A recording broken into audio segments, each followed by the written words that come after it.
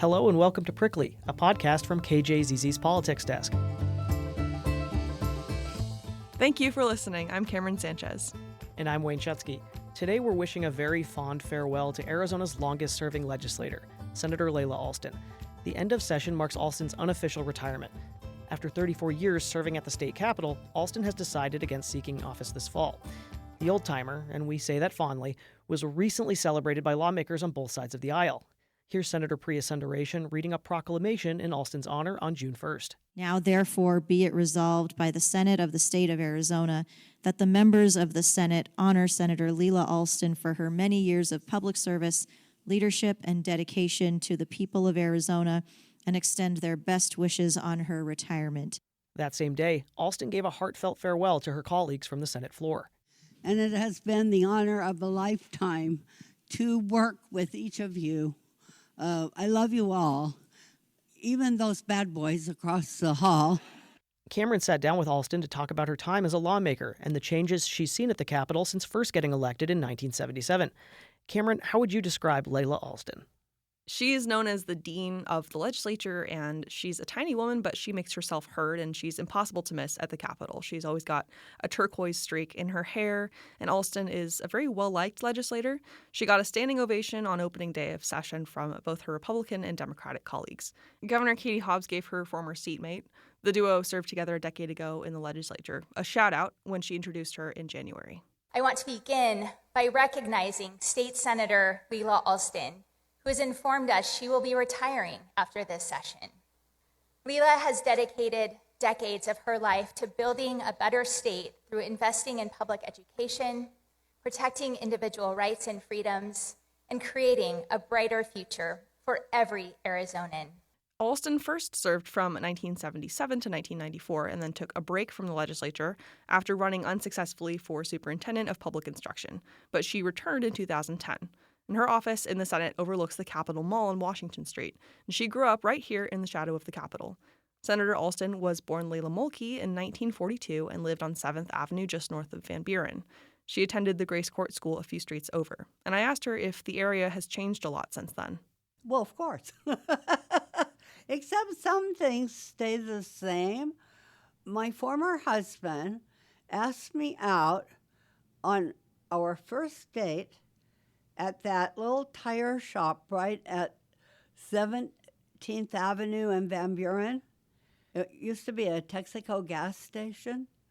And whoever owns the tire shop, I've been wanting to stop in there, I just haven't, finally painted it this year. And I don't think it had had a lick of paint since late 50s. Why did he ask you out there? Because he was pumping gas, and that's where he worked. And I was with a group of teenagers from the church, which was at 16th Avenue and Van Buren. And that's now part of the Capitol School playground. Lela and Bud Alston had 2 children, a boy and a girl, and Alston started a career in education. So, did you know that you wanted to be in politics? No. What did you want to be? What I did, I wanted to be a teacher. And I taught for 36 years in the Phoenix Union High School District. I was a home ec teacher who doesn't cook. Alston still can't cook at all. She says she survives on microwaves and restaurants. I'll have to tell you a little story that many people know about me. I never cooked at home, at my house in Maryville. But I had remodeled my kitchen. I had a beautiful stove. One I wanted for a long time, it was all one with the, I forget the brand. Anyway, the microwave was above it, whatever. But, I never used it. So I went to Sears and I said, do you have any phony models, like a place saver that doesn't necessarily work? Because I just need I don't need a stove. So anyway, they didn't have such a thing, so I had to buy a stove from my remodel.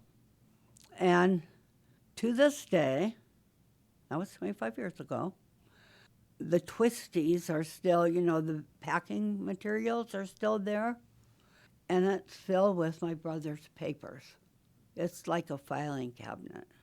It's never been used. Getting into the legislature was not part of Alston's plan, but her friend Marcia Weeks ran in a neighboring swing district and asked Alston to run as a decoy. They really didn't think I'd win, nor did I. But I surprised them. So, And what was that first session like?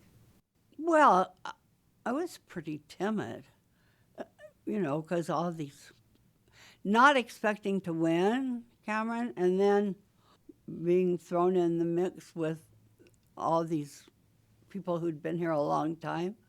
Alston's timidity didn't last very long. One thing I found out about myself that I didn't know before in the campaign, once I was in, I found I was really a pretty competitive person, and I never thought of myself in that way before. So, but I did because, we were looking at many of the same issues we're facing today that all kind of fit right in with my home economics background. Despite being in the minority for nearly her entire legislative career, Alston does have some accomplishments under her belt, including getting a West Campus built for ASU. Republicans needed one more vote on a sales tax bill, which Alston leveraged for that campus. Senator Lindemann, who was, kind of my Republican mentor around here, said, Lela, you could give them that vote and we could get ASU in the ground. Because they'd already started classes, they'd already been established, but not the physical thing.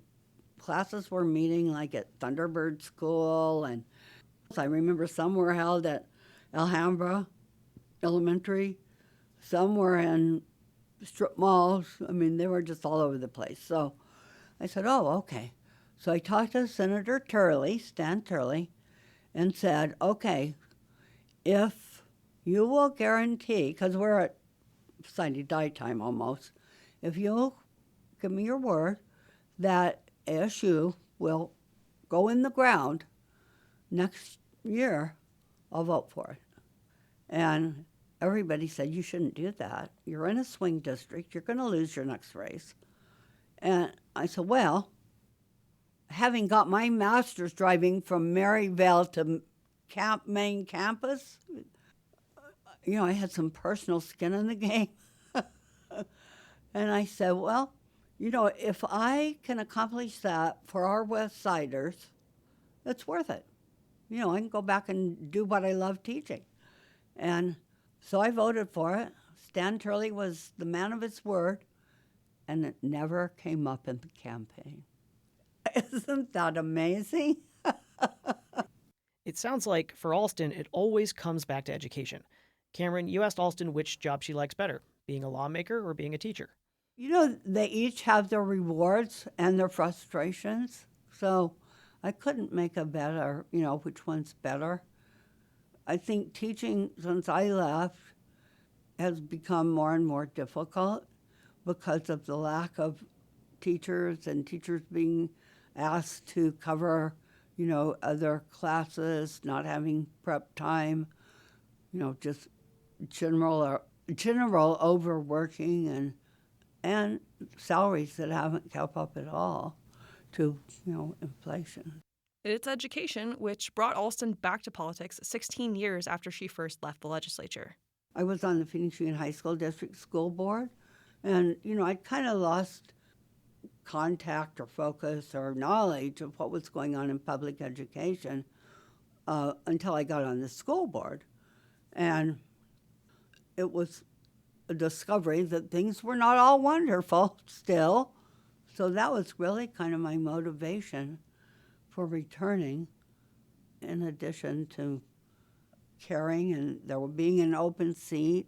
As a lawmaker, Alston's had her share of disappointments. Securing equity for kinship families has long been one of her top priorities. And in Arizona, relatives who raise their children get a smaller stipend to help pay for the children's care than non-kin foster parents. And as a Democrat serving for so long in the minority party at the Capitol, there is a relatively short list of bills she's passed and signed into law. But ahead of retirement, Alston says she hopes another lawmaker will take up her causes. But in recent years, Alston warns it's become even harder to work across the aisle, which is a necessity for any Democrat trying to navigate legislative hurdles. And that's partly because Republicans have sent fewer and fewer moderates to the Capitol, she says. They eat their own in the Republican Party. You know, all the moderates were not taken out by Democrats necessarily, but by their own party. So it's sad. Over all the time Alston's been around, she sees the camaraderie fading away and the polarization increasing between Democrats and Republicans. Yeah. And I think that could be remedied somewhat if they would quit placing people physically across the aisle. I mean, I've developed those friendships because we sat next to each other on the floor. Now, at 84 years old, Alston says she wants to retire and see her 6 grandchildren more often. Her former husband, Bud, passed away in 2024, and Alston's son and daughter both passed away unexpectedly in 2025. She passed on the 30th of May in 2025. But I've been visiting her at the holiday before, and when I got home to come back into session, my son hadn't been out of bed all day. And because he'd been sick, and I just thought he had the flu or something. But, it had been the whole time I was gone with her for the Christmas holiday. And his friend took him to the hospital, the emergency, and they admitted him, and he died of liver cancer on February the 16th. Alston has had a few health scares, too. The trademark blue streak in her hair is a symbol that she's beaten lung cancer. She used to be a heavy smoker, going through 3 packs a day before quitting. And she's had 3 recurrences, but got through them all with chemo and surgery and radiation. I couldn't end our conversation without asking Alston about her car. It's a pink 1956 Ford Thunderbird and the flashiest car in the Senate parking lot when she's around. Although lately Alston's been driving her newer car, a green Thunderbird, around. It was a gift from her son-in-law, but the pink car is the star of the show. One year, our GPS officer said, "Senator Alston, give me your keys." So I gave him my keys. I thought, they needed to move the car for something. Well, he moved it onto the mall between the House and Senate. And that became a tradition, like the ice cream.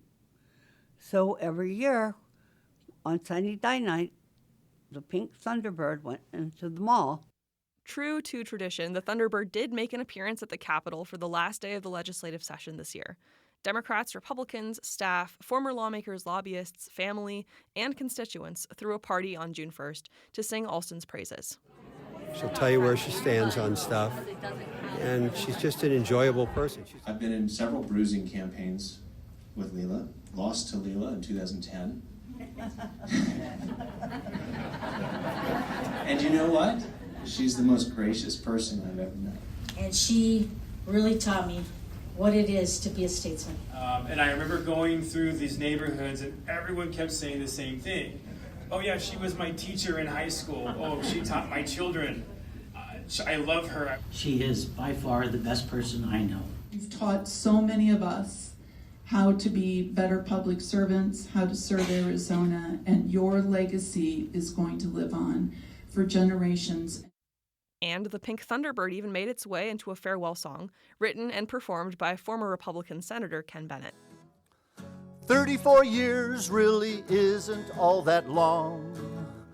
Won't you stay for some more thrills, Lela? Schools are on their knees, Lela. Begging, darling, please, Lela. Who will get the funding they need? You came here when I was in high school with a T-bird and red hair. Everyone, they fell in love with you, especially kids in foster care. Lela, chain smoking. Tune in to 91.5 to hear our coverage of elections and other political news, or log on to kjzz.org. And please subscribe to the Prickly Podcast wherever you get your podcasts.